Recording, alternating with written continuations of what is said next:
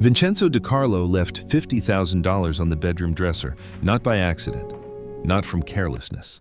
It was a test, cold, calculated, and deliberate. A ritual he had carried out for every single person who had ever stepped foot inside his mansion.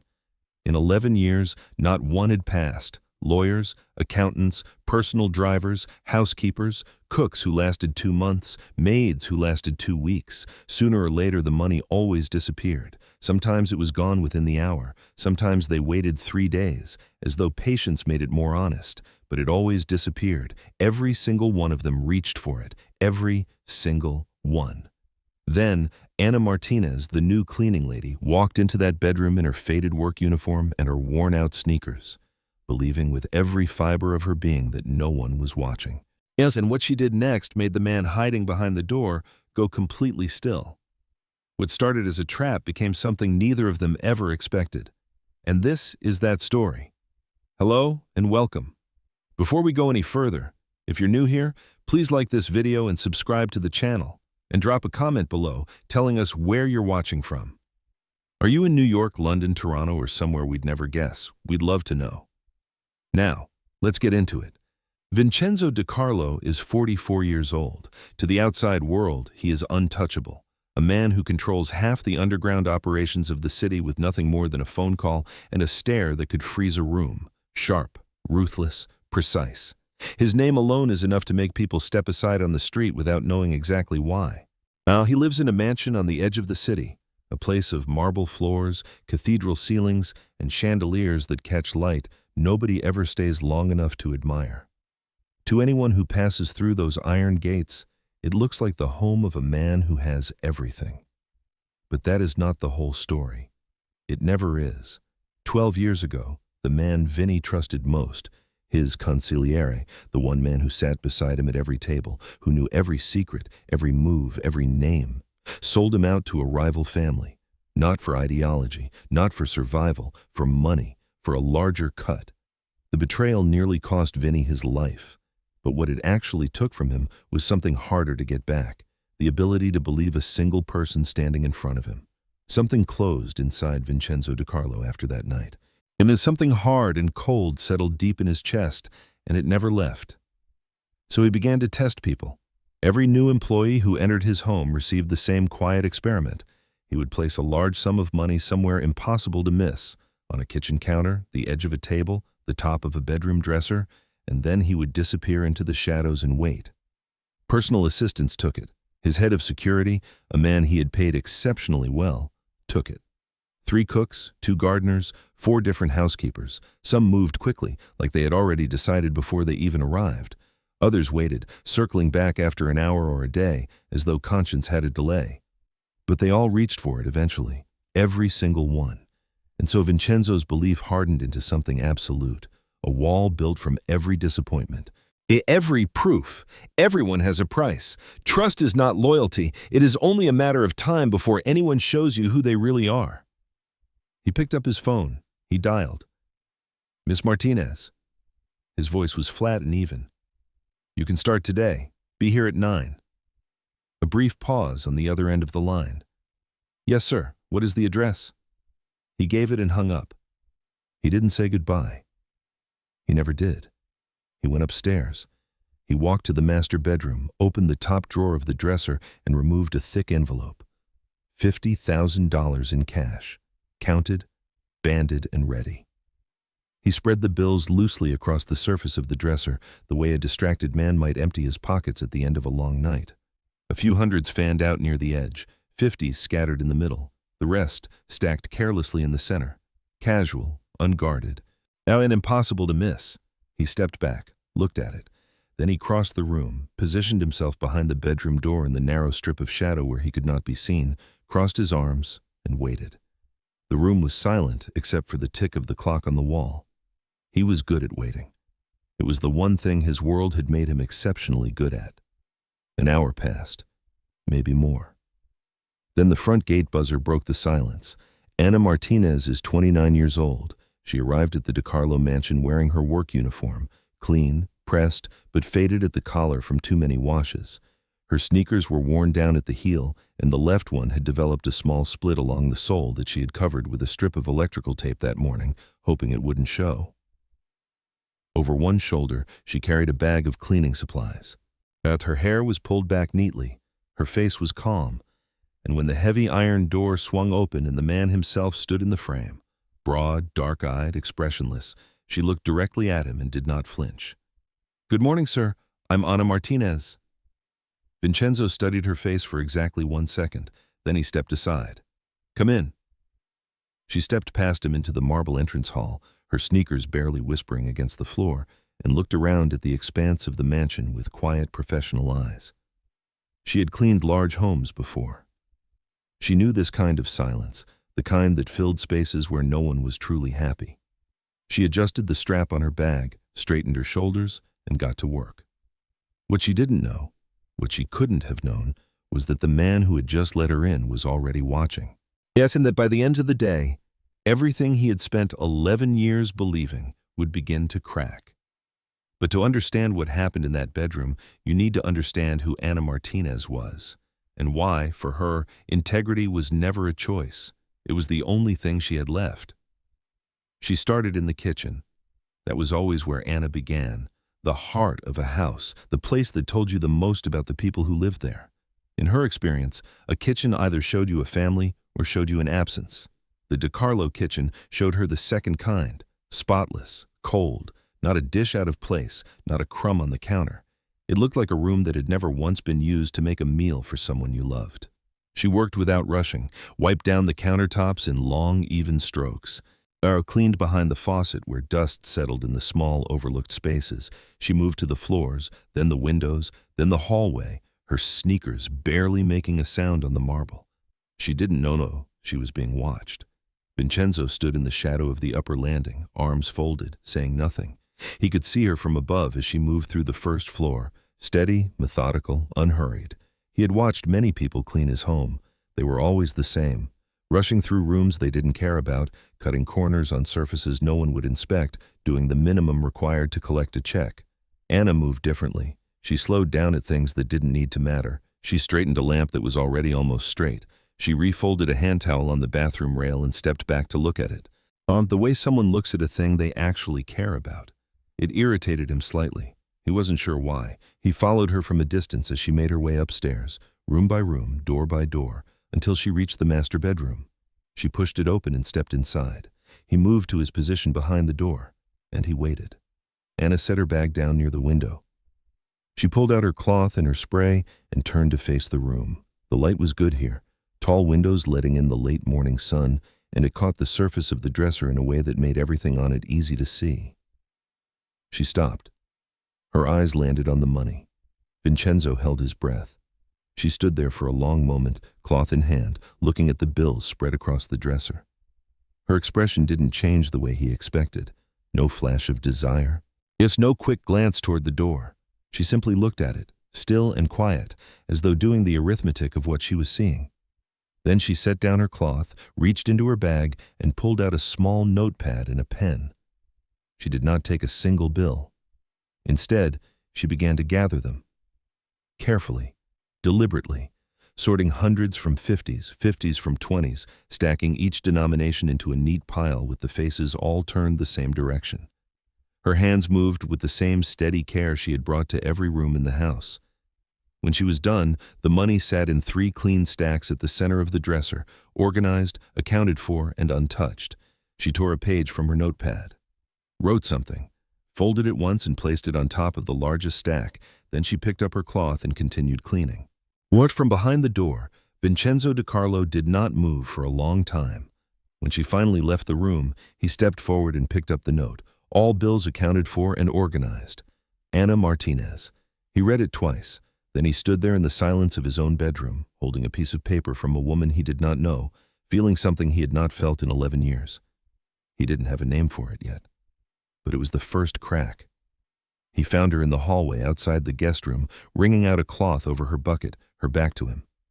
He had stood in the bedroom for nearly 10 minutes after reading the note. Long enough that she had moved on, finished 2 more rooms, resumed the quiet rhythm of her work as though nothing significant had happened. as though she hadn't just done something no one in 11 years had managed to do. He stepped into the hallway. "Miss Martinez." She turned without startling. That was the first thing he noticed. She didn't flinch at the sound of his voice the way most people did.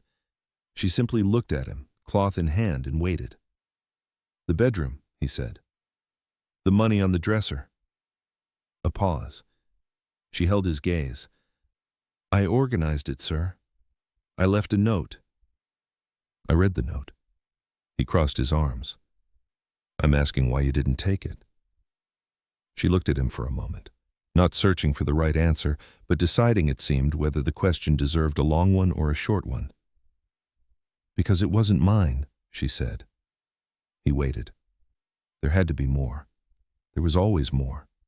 An excuse layered inside the virtue, a calculation disguised as honesty. He had heard every variation. But Anna simply looked at him, steady and unhurried, yet as though that were the complete answer. Because for her, it was. "You knew it was a test," he said. It wasn't quite a question. "No," she said. "I didn't."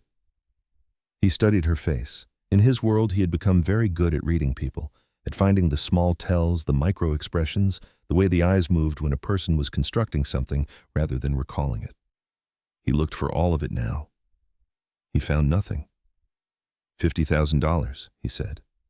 "Sitting there. And you organized it." "Yes." "Why?" She shifted the cloth to her other hand. When she spoke, her voice was quiet, but it did not waver. "My mother raised me to leave things better than I found them. That goes for rooms. It goes for money on a dresser." A small pause. "I came here to work, Mr. DiCarlo, that's all. I need this job. I'm not going to do something that costs me everything I came here for." "Most people," he said slowly, "would find a way to justify taking it." "I'm sure they would." She held his gaze. "I'm not most people." It was not said with arrogance. There was no edge to it, no performance. She said it the way someone states a fact about the weather, plainly, without needing it to land a particular way. Vincenzo DiCarlo had spent 11 years building a wall from other people's failures. He had a name for every brick in it. And standing in his own hallway, in the middle of a Tuesday morning, he felt something shift. Not collapse, not yet, but move. Slightly. The way a foundation moves in the moment before you notice the crack. He uncrossed his arms. "Finish the east wing," he said. There's a bathroom at the end of the corridor that needs attention." "Yes, sir." He turned and walked away before she could see his face, because Vincenzo DiCarlo, feared by men who had every reason to fear him, did not know what expression he was wearing, and that had not happened to him in a very long time. He told himself it was due diligence. That was the word he used, inside his own head, when he picked up the phone that evening and called the man who handled background checks for every person who passed through his gates. It was standard procedure. It was nothing more than what he did for everyone. He knew it wasn't true, even as he thought it. The report came back the next morning. 2 pages. He read them at his desk with his coffee going cold beside him. Anna Martinez, 29 years old, born in the south side of the city. What, no criminal record, no debt in collections. 2 active jobs, the cleaning service, and a night shift 3 times a week at a care facility on the east end of town. The care facility shift ran from 10 at night until 6 in the morning. He set the page down. He picked it up again. 3 nights a week, she finished a 10-hour night shift, went home, changed, and arrived at her next job on time. He thought about the Tuesday she had come to his mansion, her uniform pressed, her face calm, her posture straight at his front door. He tried to calculate how many hours of sleep she could have gotten between those 2 things. He stopped calculating. The number was too small. He read further. Her mother, Elena Martinez, had been diagnosed with a degenerative illness 14 months ago. The prognosis, thus, according to medical records his contact had quietly obtained, was not encouraging. The woman required consistent care, specialist appointments, and a rotating list of medications that cost more each month than most people earned in one. Anna had been covering all of it. No assistance programs, no outstanding charity applications, no family contributions on file. Just Anna, working, every week, without stopping. He closed the folder. He had known men, Powerful men, men who commanded rooms and moved money in amounts that could reshape neighborhoods, who had crumbled under less, men who had loyalty sworn to them in one breath and broken in the next, because the pressure had become too much, because the cost had grown too high, because in the end a person always chose themselves. That was what Vincenzo had come to believe. Now, that was the thing he had built his entire understanding of people around. And then there was Anna Martinez working a night shift on the east end of the city at 2 in the morning, going home at dawn, and showing up to clean his mansion with her cloth folded neatly over her shoulder and her back perfectly straight. Not asking anyone for a thing. He stood at his office window that afternoon and watched the driveway below, though she wasn't there that day. He found himself thinking about the way she had answered him in the hallway, plainly, without calculation, as though honesty were simply the path of least resistance rather than the harder road. For her, he was beginning to understand. It wasn't a philosophy, it wasn't a performance. It was just how she moved through the world, the same way she moved through his rooms, careful, steady, now leaving things better than she found them. He didn't have a word for what he felt about that. He turned the folder over on his desk so he wouldn't keep looking at it. It didn't help. He already knew what was in it, and something in his chest, in that cold, closed-off place he had stopped paying attention to years ago, had begun, very quietly, to pay attention again. It started with coffee, not an invitation. He wasn't capable of that yet. Just a cup left on the kitchen counter on the morning she came. No note, no instruction. Simply there the way the money had been there, except this time the test was something he couldn't quite name, and the outcome he was watching for had nothing to do with honesty. She noticed it the second time. She paused, looked at it, then looked around the empty kitchen as though checking she was in the right house. She drank it. She washed the cup when she was done and set it back exactly where she'd found it. He had been watching from the doorway. He told himself he happened to be passing through. By the third week, he stopped pretending. He began to appear in whatever room she was working in. Not hovering, not interrogating, just present. He would stand at the window or sit at the edge of a chair with his phone, and eventually one of them would say something, and then the other would answer, and somehow 20 minutes would pass without either of them noticing. She talked about her mother, the way people talk about someone they are quietly terrified of losing, carefully, with a kind of deliberate lightness that didn't quite hold. Elena had been a seamstress. She had made Anna's school uniforms by hand every year until Anna was 16, adjusting the hems as she grew, never buying new when the old ones could be saved. She had wanted Anna to study design. Anna had wanted that too, once. "What happened?" he asked. "Life," she said simply. Then, after a moment, she got sick, and the things you wanted become the things you do later. Except later keeps moving. He was quiet for a long time after that. Long enough that she glanced over at him. "You don't have to say anything," she said. "I know," he said. "I'm just thinking." What he was thinking was that he had not spoken to anyone, truly spoken, not directed or commanded or negotiated, in longer than he could easily measure. He had forgotten what it felt like to sit in a room with another person and not be calculating something. Yet he told her about Marco the following Thursday. Not everything, not the full weight of it, just the shape. A man he had trusted completely. The only person he had ever let stand beside him without watching his hands. The betrayal. The way it had felt less like a wound and more like a door closing, and he had never found the handle on the inside. Anna listened without interrupting. When he finished, she didn't offer reassurance or perspective. She simply said, "That kind of thing doesn't heal the way other things heal." "No," he agreed. "It doesn't. But it changes," she said, "if you let it." He looked at her across the kitchen table, this woman with electrical tape on her left sneaker, who worked through the night 3 times a week and showed up every time without complaint. Who had left a note on top of his money and gone back to cleaning the windows. And he thought that he had no idea how to let anything change.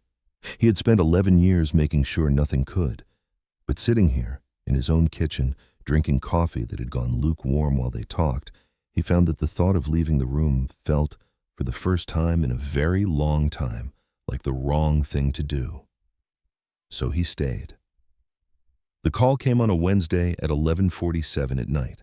It was one of his men, Ruben, who ran the south perimeter and did not call unless something had already gone wrong. Vincenzo was out of bed before the second ring. "Castellano's people were outside the care facility," Ruben said. East End. They weren't subtle about it. 2 cars. They waited 40 minutes, then left. Vincenzo was very still. She was inside? Yes. Her shift had just started. He hung up. He stood in the dark of his bedroom for 10 seconds, which was 9 seconds longer than he usually needed to decide anything. Dario Castellano had been circling for months, a rival who operated with the particular recklessness of a man who believed that Vincenzo's reputation was built on old money and older fear, and that neither held any more. He had been testing the edges of Vincenzo's territory the way water tests a wall, small pressure, consistent, looking for the crack. This was not a coincidence. This was a message. We know who she is. We know where to find her. Vincenzo knew exactly what Castellano wanted him to do. Pull back, cede the Eastern contracts, show that there was something, someone, that could make him hesitate. He got dressed. He called 3 numbers. But he had a car outside Anna's care facility within 22 minutes, and 2 more outside the apartment where her mother slept. That part was easy. That part was what he knew how to do. What he didn't know how to do was what came next, which was sit in his office at midnight and look at the decision laid out in front of him the way a map lays out terrain. Every route visible, every cost clear. He could respond to Castellano the way the old Vincenzo would have responded, hard, fast, and without ambiguity. Send a message that dissolved the threat overnight. He had the means. He had the people. He had done it before and slept well afterward. But that version of events put Anna in the middle of a war she had not chosen, in a world she had never asked to enter. Because of a connection to him that had started as his experiment and had become, he could admit it now, alone in the dark, something he did not want to lose. He had never had to weigh a person against a decision before. People had always been variables, not constants, things that changed based on what they were offered. Anna had not changed, not once. He stood at the window. Somewhere across the city, she was moving through the corridors of a care facility on her worn-out sneakers, doing a job that paid too little for a life that asked too much of her, and she did not know that 2 of his men were parked outside because her association with him had put a target near everything she was trying to protect. That thought did not sit in his chest the way other threats did. It did not harden him. Yet it did something else entirely, something that felt uncomfortably close to shame. He had spent 11 years believing that caring about people was what made a man weak, that the closed door in his chest was a form of armor. He understood now, standing in the dark, that he had it exactly backward. The armor was the problem. He picked up the phone. There was a way through this that didn't require Anna to pay for the life he had built. It would cost him. It would cost him significantly. But for the first time in 11 years, Vincenzo DiCarlo picked up the phone knowing exactly what kind of man he wanted to be on the other end of the call. He made 4 calls that night. By morning, the problem of Dario Castellano was resolved. He would not describe what he did in detail, even to himself. Told what mattered was that when the sun came up over the city, Anna Martinez went home from her night shift undisturbed, slept for 4 hours, and arrived at his mansion at 9 o'clock with her bag over one shoulder and no idea how much had changed in the dark. He watched her come through the gate from his office window. Same walk, same quiet composure. The left sneaker still had the tape on it. He had neutralized a threat that would have ended careers, ended alliances, ended men. And somehow the detail that stayed with him, the one that sat heaviest, was that she still hadn't bought new shoes. He went back to his desk. He opened the bottom drawer, the one where he kept the things that didn't belong in files, and he set on top of it the folder with Anna's background report, the one he'd turned face down weeks ago. But he looked at it for a long time. Then he picked up the phone and called his lawyer, not the one who handled the business that couldn't be written down. The other one, the one who had once told him years ago that there was still a version of his life that didn't require him to be what he had become. Vincenzo had not returned that call. He was returning it now. "I need to restructure," he said. "The legitimate holdings. I want to know what's clean, what can be made clean, and what has to be let go." A pause on the other end of the line. "All of it?" his lawyer asked. "All of it." It was not a simple process. It would not be a fast one. The kind of life Vincenzo had built does not dismantle overnight. There were obligations, arrangements, understandings between men who did not respond well to being told the understanding was over. There were consequences to absorbing. There were costs. He paid them, quietly and without flinching, the way a man pays a debt he has owed for a long time and is finally ready to settle. He did not tell Anna any of this. She was not the reason he was doing it, or not only the reason. The more honest answer was that she had shown him, without trying to, what it looked like to carry yourself through hardship without letting the hardship become your character. He had let his hardship become his character 11 years ago, and he had called it strength, and she had taken 3 weeks to show him the difference. There was a specific moment he kept returning to.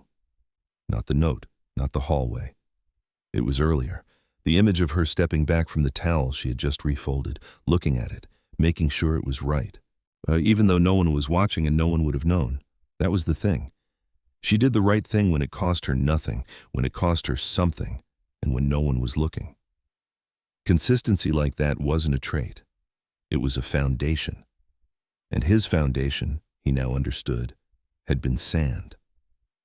He signed the first of many documents that afternoon. He didn't feel lighter exactly. What he felt was more like alignment, the strange quiet of a man who has finally stopped moving against himself. He had protected Anna. He had protected Elena. He had done it not with armor, but with the only thing that had ever actually worked for either of those things, a decision about who he was willing to be. She knew something had shifted before he told her anything. It was the way the mansion felt different in the weeks that followed. Quieter. But not in the cold way it had been quiet when she first arrived, quieter in the way of something that had been set down. She noticed that certain men no longer appeared at the gate, that Vincenzo's phone rang less, that he sat at the kitchen table on mornings she came and didn't look like a man managing a war. She didn't ask. She had learned that he told her things when he was ready to tell them, and that pressing him was like pressing against a wall.